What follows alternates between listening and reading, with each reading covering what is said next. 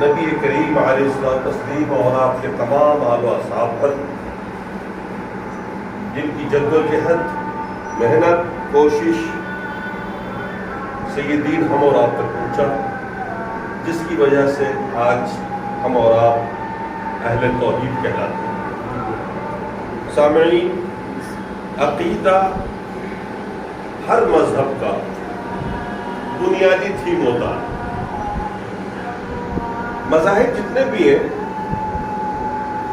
ان کے ماننے والوں کے پاس کچھ عقیدے ہیں، ایک فکر ہے، ایک سوچ ہے، ایک تخیل ہے، اور پھر اسی کے مطابق ان کی ساری زندگی گزرتی ہے، ان کا عمل ہوتا ہے اسی پر۔ ہم اور آپ مسلمان ہیں، اور مسلمان کے لیے جو بنیادی چیز جاننا ضروری ہے، جس کو آج مسلمان نہیں جانتے ہیں بدقسمتی سے، وہ چیز جاننا، اس بنیاد کو سمجھنا بہت ضروری ہے۔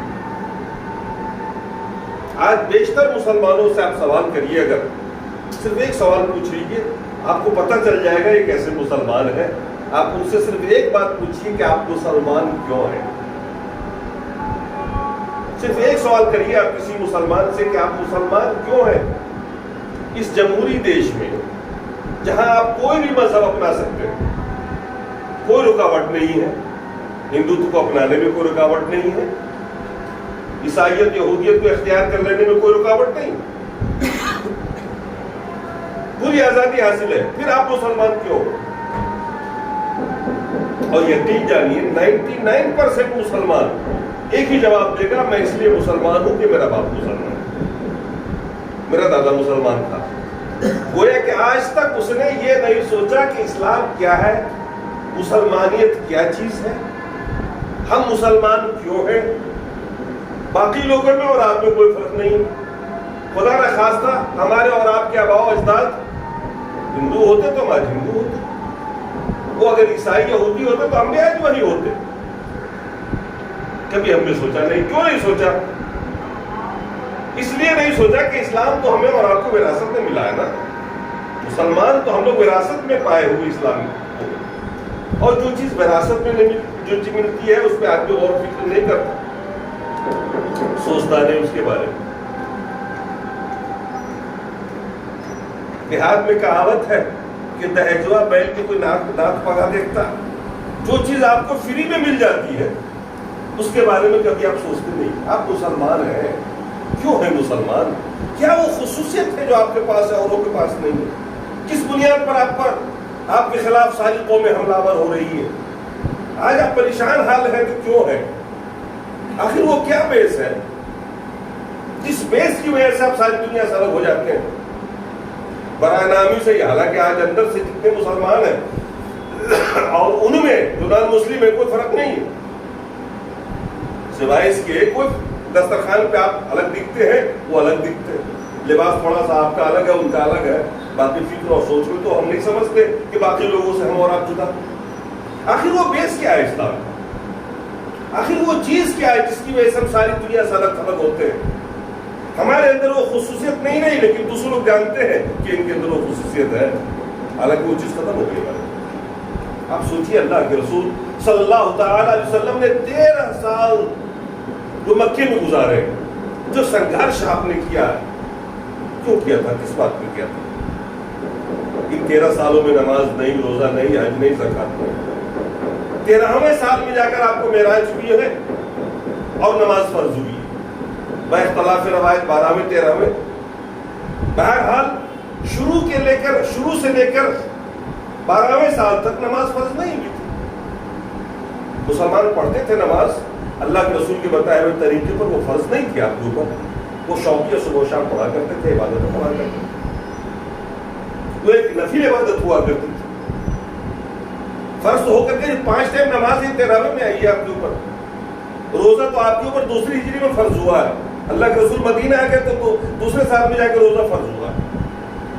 شراب کی حرمت تیسری ہجری میں ہوئی ہے، اس سے پہلے سارے مسلمان بھی شراب پی رہے تھے، کوئی ایسی بات نہیں تھی، کوئی گناہ نہیں تھی۔ باقی حرمتیں تو اسٹیپ بائی اسٹیپ آئی ہیں، باقی فرائض تو سب بعد پہ آئے ہیں۔ حج کی فرضیت تو 9ویں 10ویں ہجری میں ہوئی ہے، اس سے پہلے وہ حج بھی فرض نہیں تھا۔ آخر وہ کیا چیز تھی جس کو لے کر اللہ کے رسول اٹھے تھے؟ کیا مدعا تھا اللہ کے رسول؟ کس بات کی طرف دعوت دے رہے تھے وہ لوگوں کو؟ کیوں اہل مکہ مان نہیں رہے تھے؟ اس کے لیے کیوں سنگھرش کر رہے تھے؟ یہ جنگ بدر کیوں ہوئی؟ جنگ احد کیوں ہوئی؟ اسی ایک کلمہ لا الہ الا اللہ کی تبلیغ کی بدولت۔ اس لا الہ الا اللہ کو ہم نے اور آپ نے آج تک نہیں سمجھا، حالانکہ اندر سے دیکھا جائے تو ہم مسلمان نہیں ہوتے۔ اللہ تبارک و تعالیٰ نے قرآن کے اندر ایک بات کہی ہے، میں نے 2 آیتیں پڑھی ہیں اس کے تعلق سے تاکہ آپ کو سمجھا سکوں۔ تیسرے بارے میں اللہ نے فرمایا فَمَن يَكْفُرْ بِالطَّاغُوتِ وَيُؤْمِنْ بِاللَّهِ فَقَدِ اسْتَمْسَكَ بِالْعُرْوَةِ الْوُثْقَىٰ لَا انفِصَامَ لَهَا وَاللَّهُ السَّمِيعُ الْعَلِيمُ۔ جہاں پہ آیت کرسی ختم ہوتی ہے اسی کے بعد یہ آیت ہے۔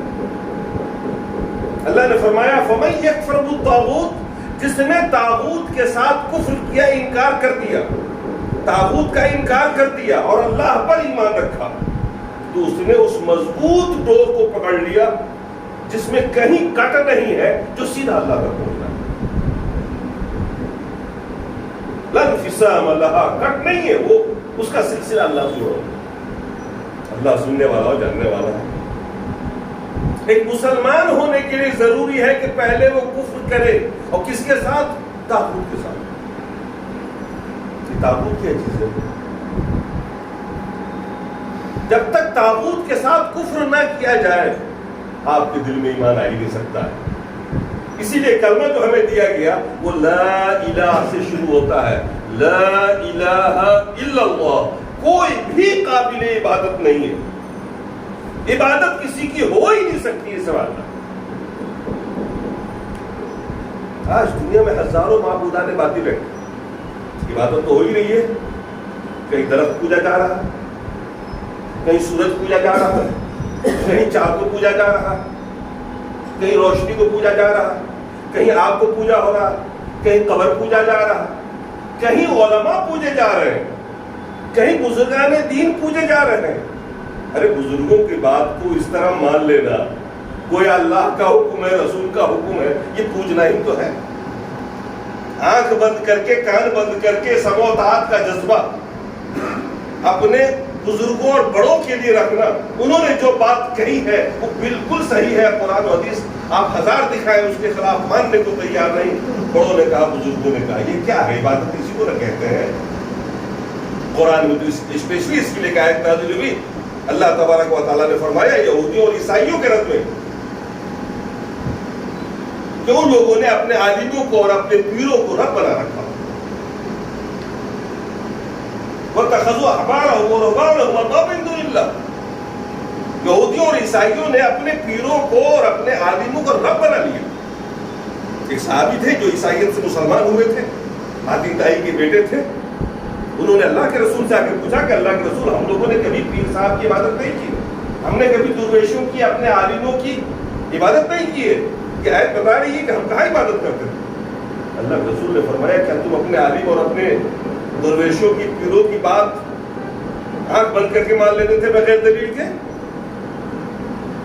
کہا کہ ہاں یہ تو تھا، ہم ان کو پوچھتے تھے اس لحاظ سے کہ ہم ان کی ہر بات کو مانتے تھے، وہ جس چیز کو جائز کہتے تھے ہم اس کو جائز مانتے تھے، اور وہ جس کو بھی حرام کہتے تھے اس کو حرام سمجھتے تھے۔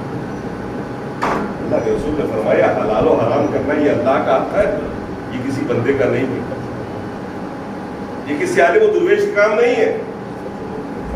دین کی کوئی بھی بات اللہ اور اس کے رسول کے علاوہ کسی اور سے لینا اور کسی اور کی بات مان لینا، یہ دراصل اس کی عبادت ہے، یہ اس کی پوجا ہے۔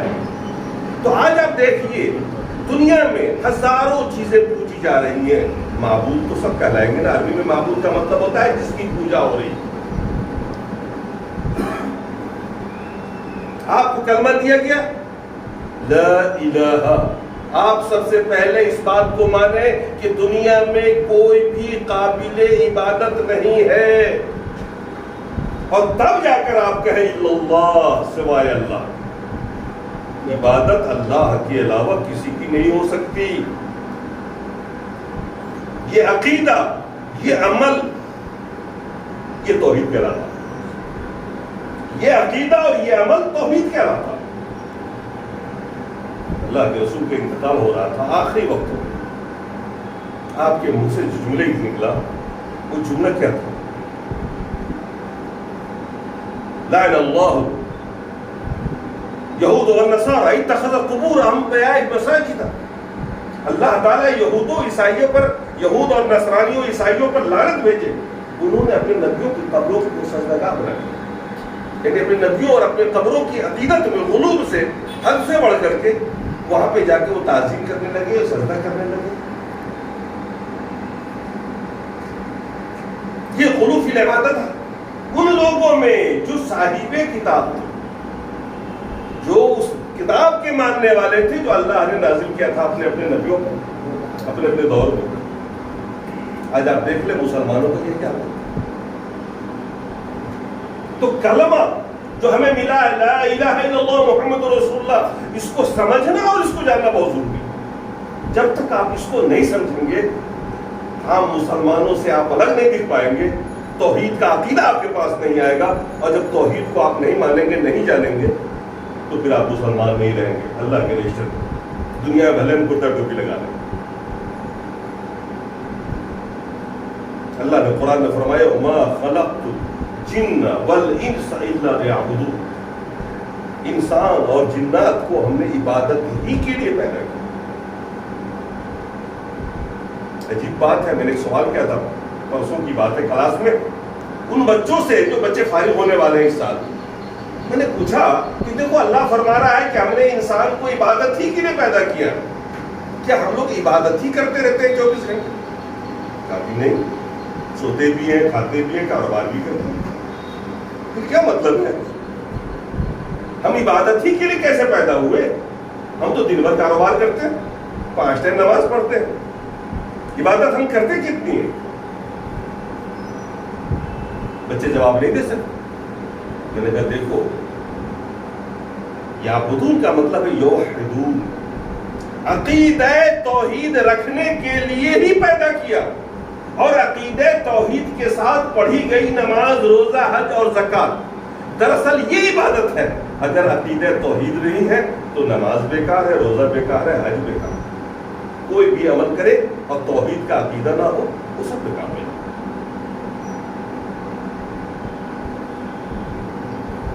توحید کی 3 قسمیں ہوتی ہیں. توحید کو 3 قسموں بانٹ کے آپ دیکھیے اور سمجھیے توحید کو. اللہ تبارک و تعالی ایک ہے، اللہ ہی عبادت کے لائق ہے. اللہ نے اپنے جتنے بھی اسماء و صفات بیان کیے ہیں قرآن میں، وہ اللہ کے ساتھ ہی خاص ہے. اسی لیے توحید کی 3 قسمیں بیان کی جاتی ہیں. اس کو بالکل دماغ میں بٹھا لیجیے، رکھ لیجیے. یہی آخرت کا سرمایہ ہے اور یہی زندگی کا سرمایہ ہے، اور یہی آپ کی پہچان ہے مسلمان ہونے کے ناطے. کہ توحید کی 3 قسمیں ہوتی ہیں اور تینوں میں آپ کو موحد بننا پڑتا ہے، توحید والا بننا پڑتا ہے. اور انہی تینوں میں گڑبڑی کی وجہ سے آدمی مشرک ہو جاتا ہے اور شرک آ جاتا ہے. اور شرک وہ گناہ ہے جس کے بارے میں اللہ نے فرمایا وَإِنَّهُ مَن يُشْرِكْ بِاللَّهِ وَإِنَّهُ مَن يُشْرِكْ بِاللَّهِ مَأْوَاهُ النَّارُ وَمَا لِلظَّالِمِينَ مِنْ أَنصَارٍ. اور سن لو، جو شرک کرے گا ان تینوں میں سے کسی میں، اللہ کی ذات میں یا اللہ کی صفات میں یا اللہ کی عبادت میں، ہم اردو میں صاف صاف لفظوں بتا دیں، اللہ کی ذات، اللہ کی صفات، اللہ کی عبادت، یہ 3 قسمیں ہیں. ان میں سے کسی میں بھی شرک کرے گا، اللہ نے صاف کہہ دیا اس کا ٹھکانہ جہنم ہے. اس کا ٹھکانہ جہنم ہے، چاہے وہ جتنی بھی نماز پڑھ کے آئے، روزہ رکھ کے آئے، حج کر کے آئے، ٹھکانہ اس کا جہنم ہے. اور یہ بھی سن لیجئے وَمَا لِلظَّالِمِينَ مِنْ أَنصَارٍ، اور شرک کرنے والوں کا کوئی مددگار نہیں کر قیامت میں کھڑا ہو سکے گا. کس کی مجال ہے جو رب کے سامنے میں حمایت کر دے اور آپ کو بچا لے؟ نہ کسی نبی کو، نہ کسی رسول کو، نہ کسی ولی کو، نہ کسی بزرگ کو یہ ہمت ہو سکے گی کہ رب کے سامنے میں کھڑا ہو کے کہہ دے کہ یہ میرا بھائی ہے، بھلے شرک کیا ہے اس نے معاف کر. اللہ تبارک و تعالیٰ نے تو اپنے رسول کو اپنی ماں کے لیے دعا مغفرت کی اجازت نہیں دی، اپنے باپ کے لیے دعا مغفرت ہمارے رسول نہیں کر سکے. حضرت ابراہیم علیہ السلام نے اپنے باپ کے لیے دعا مغفرت کی، قرآن میں اللہ نے ڈانٹا ہے. حضرت نوح علیہ السلام ان کا بیٹا جب ڈوب رہا تھا، شرک پر تھا، آپ نے کہا بیٹا اب بھی توبہ کر کے کشتی میں چڑھ جاؤ، نہیں مانا، آخر ڈوبا، اور پھر محبت پیتری جوش میں آئی اور اللہ سے کہا اللہ تو نے وعدہ کیا تھا کہ میرے خاندان والے کو بچانے کا، اللہ نے کہا۔ اور یہ سورہ نوح دیکھیے، تاکہ ہو ہی نہیں سکتا کہ ہمارے خاندان کا ہو جو مشرک ہے۔ حضرت لوط کی بیوی نہ بچ سکی شرک کرنے کی وجہ سے، اللہ تبارک و تعالیٰ نے یہ پاور ہی نہیں دیا کہ شرک کرنے والے کے لیے آپ دعا کر سکیں، دعائے مغفرت، دعائے ہدایت کر سکتے ہیں۔ آپ زندہ ہو تو آپ ہدایت کی دعا کریے، اللہ انہیں ہدایت دے دے، انہیں ہدایت دے دے، مشرک ہے شرک سے توبہ کرا دے، مرنے کے بعد آپ ان کی دعائے مغفرت نہیں کر سکتے۔ اللہ کے رسول کے جو والد ہیں، آپ نے کبھی ان کے لیے دعائے مغفرت نہیں۔ ماں کی قبر پر جا رہے تھے اور قبر پر پہنچے، خوب روئے، صحابہ بھی آپ کے روتے ہوئے کو دیکھ کر کے رو گئے، اور تب اللہ کے رسول نے فرمایا کہ میں اپنے رب سے دعا مغفرت کی اجازت مانگی تھی اللہ سے کہ اللہ میں اپنی ماں کے لیے دعا مغفرت کروں کہ اللہ میرے گناہ کو بخش دے، اللہ نے اجازت نہیں دی۔ کہ ہاں تم دیکھ سکتے ہو بھیا، قبر پہ جا کے زیارت کر سکتے ہو، اللہ نے اس کی اجازت دی ہے اور بس اس کے لیے آیا۔ یہ وہ گناہ ہے خدا نہ خواستہ اگر ہم نہیں جانے تو کہیں ہم سے ہو گیا شرک، الوہیت میں شریک کر دیا، اگر ہم جانے انجانے ہم نے اسماء و صفات میں شرک کر دیا، جانے انجانے اللہ کی ذات میں شریک کر دیا، یہ زندگی بھر کا عمل بیکار ہو جائے گا اور وہاں ٹھکانہ جہنم ہوگا اور کوئی مددگار نہیں ہوگا آپ کا۔ اس لیے ایک مسلمان ہونے کے ناطے یہ جاننا بہت ضروری ہے، اور یہ تو آپ کی خاص پہچان ہے۔ آپ جو لوگ اہل حدیث کہتے ہو، یہی تو آپ کا تمغہ ہے اور یہی تو آپ کا سرٹیفکیٹ ہے کہ آپ اہل توحید ہو، اہل حدیث ہو، آپ توحید کو سمجھتے ہو، باقی قومیں سمجھ نہیں رہی ہیں، جس کی وجہ سے وہ مسلمان ہوتے ہوئے کلمہ پڑھتے ہوئے بھی شرک کر رہے ہیں۔ ہم سے اور آپ سے زیادہ عبادت گزار لوگ ہیں اس دنیا کے اندر، لیکن وہ شرک کر رہے ہیں، ان کو پتہ نہیں۔ ان کے سامنے میں قرآن کی آیت پیش کرتے ہیں، حدیث پیش کر دیتے ہیں، لیکن وہ نہیں مانتے ہیں، اس لیے نہیں مانتے ہیں کہ ہمارے بزرگوں نے تو ایسا لکھا، ہمارے عالموں نے تو ایسا لکھا، اور وہ یہ نہیں سمجھ پاتے کہ یہ جو ہم کر رہے ہیں شرک کر رہے ہیں۔ لوگ قبروں کو پوج رہے ہیں، وہ بھی مسلمان ہماری اور آپ کی طرح کرتا ٹوپی والے ہیں، کئی کے حج کیے ہوئے ہیں، قبروں پہ جا کے سجدہ تعظیمی کر رہے ہیں، قبروں پہ جا کر کے اولادیں مانگ رہے ہیں، قبروں پہ جا کر کے اپنی شفا مانگ رہے ہیں، اور ان کو پتہ ہی نہیں چلتا ہے کہ ہم یہ شرک کر رہے ہیں۔ وہاں پہ جا کے دھن دولت مانگ رہے ہیں، کاروبار مانگ رہے ہیں، بزرگوں سے روزی مانگ رہے ہیں۔ ایسا تو سنا ہوگا نا آپ نے، لوگ لمبا لمبا سفر کر کے بزرگوں کے پاس جاتے ہیں، وہ کہتے ہیں یہ بزرگوں کا دیا ہوا سمپتی ہے، یہ بزرگوں کا دیا ہوا اولاد ہے ہماری، ان کی دعا نہ ہوتی تو ہمارے گھر بچے پیدا نہیں ہوتے۔ ابھی میرے گاؤں میں ایک بہت بڑا تعزیہ بن رہا ہے 10 لاکھ کی لاگت سے، اور اس کا یہ عقیدہ ہے کہ اولاد نہیں ہو رہی تھی، امام حسین سے منت مانگ لی اور اس کے بعد اب اولاد ہو گئی ہے۔ میں نے کہا یہ سارے گاؤں کے لوگ تو رڈوے ہونے چاہیے، بغیر اولاد والے ہونے چاہیے، پھر تمہارے کو یہ ہو گیا بیماری، باقی کو سب کو اللہ نے بغیر مانگے بغیر اولاد دے دی ہے، تم کو امام حسین نے دی ہے۔ اس طرح کے عقائد کس کے ہیں؟ ان کے ہیں جو خود کو مسلمان کہہ رہے ہیں۔ ایسا کیوں ہو رہا ہے؟ اس لیے کہ توحید کو نہیں سمجھتے۔ آپ سمجھیے توحید کو، یہ بنیادی بیس اسلام ہے۔ اسی بات کو اللہ نے فرمایا فَمَن يَكْفُرْ بِالطَّاغُوتِ وَيُؤْمِنْ بِاللَّهِ فَقَدِ اسْتَمْسَكَ بِالْعُرْوَةِ الْوُثْقَىٰ لا انفصام۔ جس نے طاغوت کا انکار کر دیا، طاغوت کا مطلب اللہ کے علاوہ جس کی بھی عبادت کی جا رہی ہے اس دنیا میں، وہ طاغوت کہلاتا ہے۔ اللہ کے علاوہ جس کی عبادت کی جانے لگے، چاہے وہ درخت ہو وہ بھی طاغوت، مزار ہو وہ بھی طاغوت، یہاں تک کہ اگر رسول کی پوجا شروع ہو جائے وہ بھی طاغوت کا ہے۔ ان کی غلطی نہیں ہے، ان کو کچھ نہیں ہونا ہے، لیکن آپ کی نظر میں وہ طاغوت ہے۔ اسی لیے اللہ کے رسول اپنی زندگی میں دعا کرتے تھے کہ اللہ میری قبروں کو سجدگاہ نہ بننے دینا، میری قبروں کو کبھی بت نہ بننے دینا۔ اللہم لا تجعل قبری وثنا یعبد، یہ اللہ کے رسول کے جملے ہیں جو آپ دعا فرماتے تھے۔ اللہم لا تجعل قبری وثنا، اے اللہ میری قبر کو وثن یعنی بت نہ بننے دینا۔ ایسا نہ ہو کہ لوگ آ کے میری قبر پہ مجھ سے دعا کرنے لگے اور شفا اولاد دولت مانگنے لگے. اے اللہ میری قبر کو گھٹنا بند کرنے. یہ اللہ کے رسول نے زندگی میں دعا کی اور یہ دعا ویسے ہی قبول ہو گئی. آج سعودی گورنمنٹ نے وہاں پولیس لگا رکھی ہے اور میں کھڑا کر رکھے 24 گھنٹے. آپ درود پڑھ کے نکل سکتے ہیں, وہاں 1 منٹ کے لیے 1 سیکنڈ کے لیے کھڑا نہیں ہو سکتے. آپ درود پڑھیے نکلیے, درود پڑھیے نکلیے. وہاں ہاتھ اٹھا کے دعا نہیں کر سکتے آپ کہ اللہ نے دعا قبول کی, وہ انتظام کر دیا. آج دنیا کے اندر ہزاروں قبریں پوری جا رہی.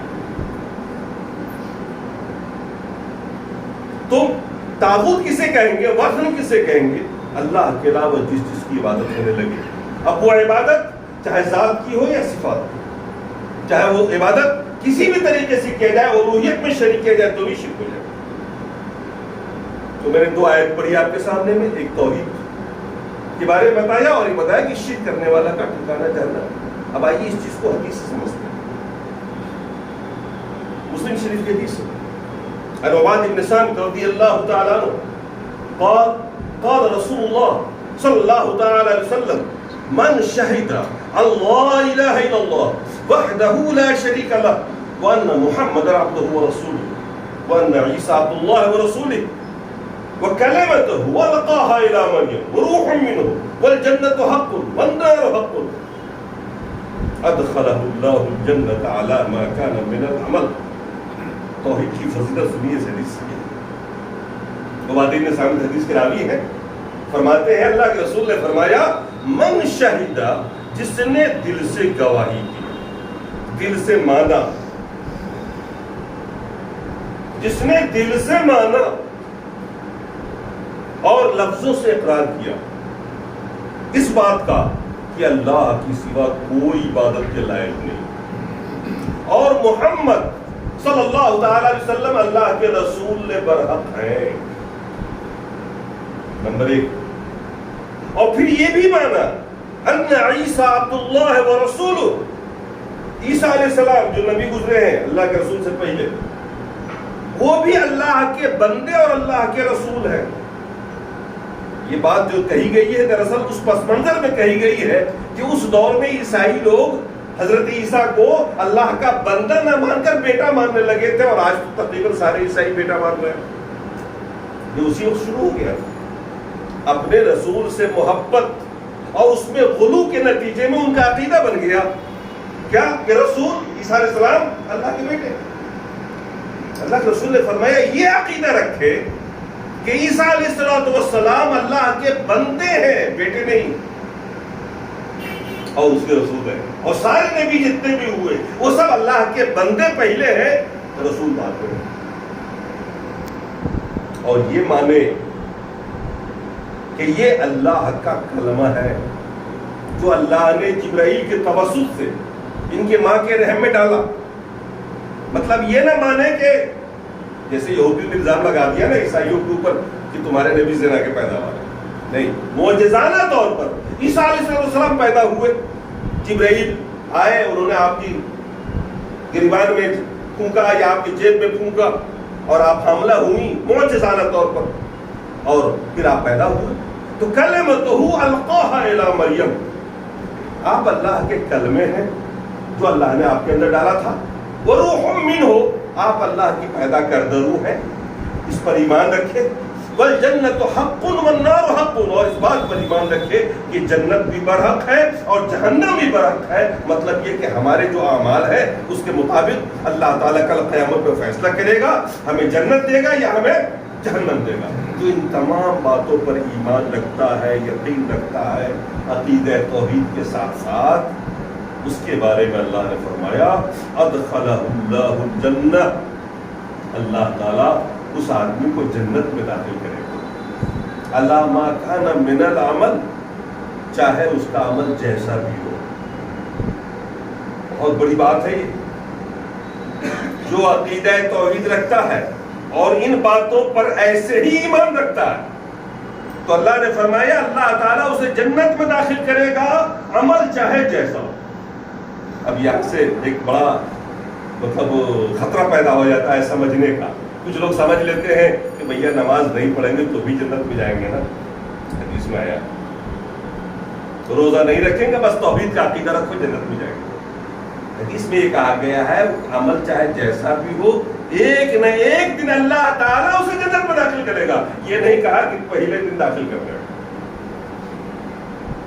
وہ جائے گا ضرور جنت میں۔ یہ کہا گیا دراصل شرک کے مقابلے میں کہ شرک والا تو پہلے دن ہی جہنم میں چلا جائے گا چاہے اس کے کھاتے میں نماز روزہ جو زکات کیوں نہ ہو، اور توحید والا ایک نہ ایک دن جنت میں تو ضرور جائے گا اپنے عمل کے حساب کتاب کے بعد۔ اللہ چاہے گا تو سارے کے سارے گناہوں کو معاف کرے گا، اور نہیں چاہے گا تو پہلے وہاں ڈال کے صفائی کرائے گا جنت میں، اور پھر اس کا جنت میں جائے گا ضرور۔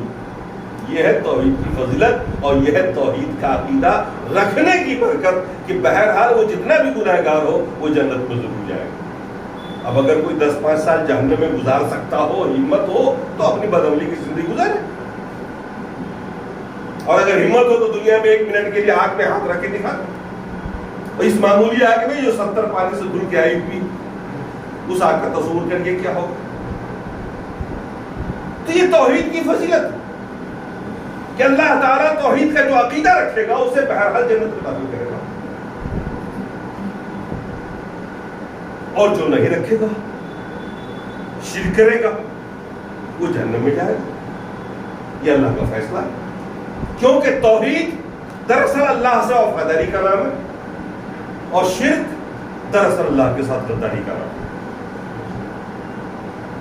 اب ہم سمجھتے ہیں توحید الوہیت، توحید الوہیت، توحید ربوبیت، توحید اسماء و صفات۔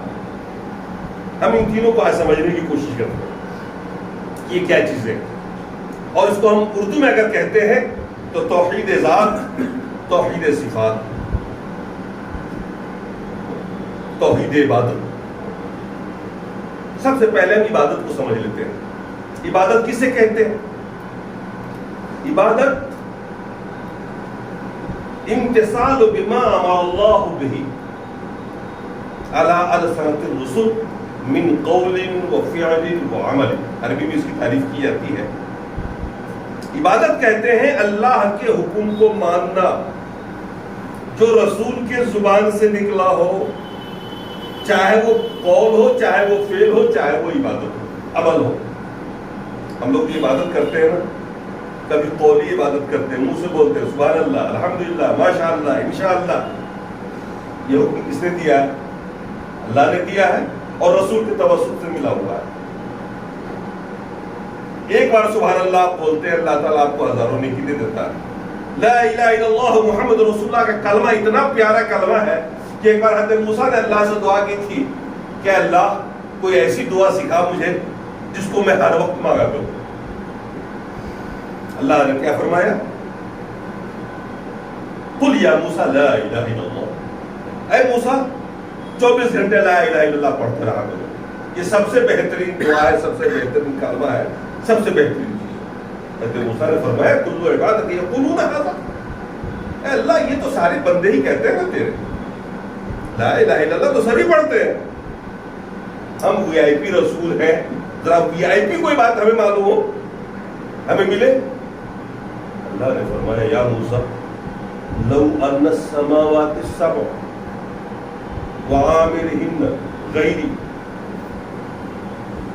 والارضین السبع وعامرہن، اگر ساتوں کے ساتوں آسمان اور اس میں رہنے والی مخلوقات اور دنیا کے 7 طبق ہیں، اس کے اندر رہنے والی ساری مخلوقات اور ساری چیزوں کو فی کفۃ واحد، اگر ایک ترازو کے پرڑے میں رکھ دو اور لا الہ الا اللہ کو دوسرے پرڑے میں رکھ دو تو لا الہ الا اللہ والا پرڑا بھاری۔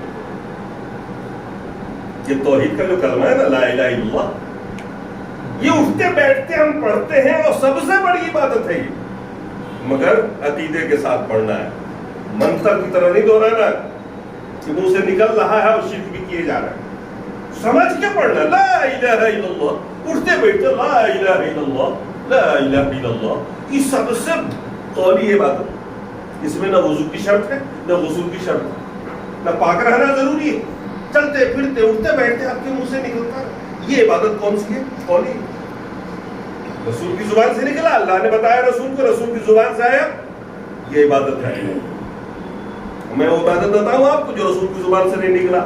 فاتحہ کر لیجیے صاحب، سیٹ کے سامنے رکھ کر، اس کو بھی لوگ ثواب کے لیے کرتے ہیں نا. اب یہ بھی ایک عبادت ہے، لیکن کیا رسول کی زبان سے نکلا؟ ثواب ملے گا اس پر.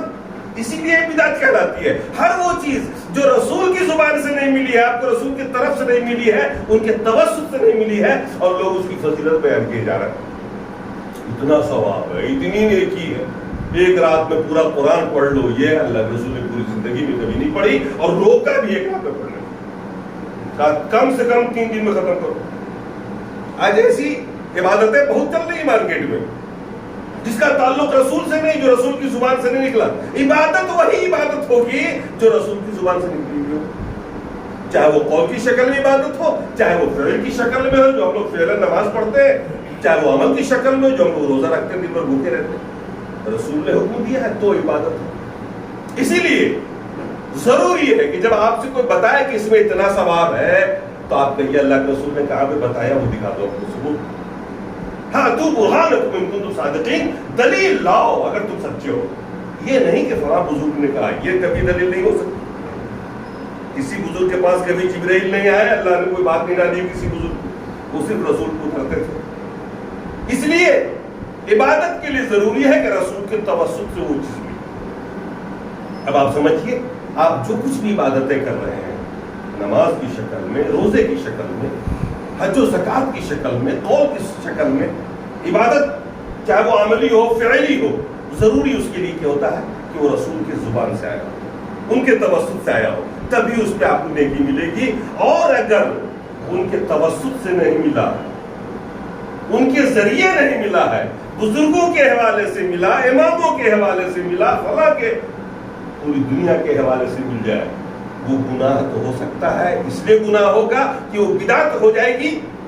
نیکی کا تو کوئی سوال ہی نہیں پیدا ہوتا کہ وہاں ایک نیکی مل جائے. اب محرم کے اکھاڑے کھیل رہے ہو اور ثواب سمجھ کر لوگ کھیلے جا رہے ہیں. وہ کیا باندھتے ہیں، جنگی محرم کے سامنے کودتے ہیں ایک عجیب لباس لگا کر کے، اور ثواب سمجھتے ہیں، منتیں مان لیتے. یہ شرک ہو رہا. تو اللہ کے ساتھ عبادت کو خاص کرنا. میں سمجھتا ہوں کہ ٹائم زیادہ ہو گیا ہے. انشاءاللہ ان 3 قسموں کو اچھی طرح میں سمجھاؤں گا، اور جب اچھی طرح آپ سمجھ لیں گے تبھی سمجھ لیجیے کہ آپ اچھے مومن کہلائیں گے اور اللہ کے رشتے میں آپ مومن ہوں گے. تو سب سے پہلے توحید کو سمجھنے کی کوشش کریں ہم لوگ، اور پھر انشاءاللہ اس کے مقتضیات، اس کی چاہت، اس کے تقاضے کو ہم خطبوں میں سمجھیں، تاکہ سب سے پہلے پکے مومن بنے، اور پھر اس کے بعد انشاءاللہ ہر چیز پر ہماری اور آپ کی گفتگو. اللہ تبارک و تعالی ہمیں اور آپ کو کہنے سننے سے زیادہ عمل کرنے کی توفیق عطا فرمائے. اقول قولی ھذا واستغفر اللہ لی ولکم ولسائر المسلمین. بارک اللہ لکم فی القرآن العظیم ونفعنا وإياكم بآيات الذکر الحکیم. انہ تعالی جواد کریم.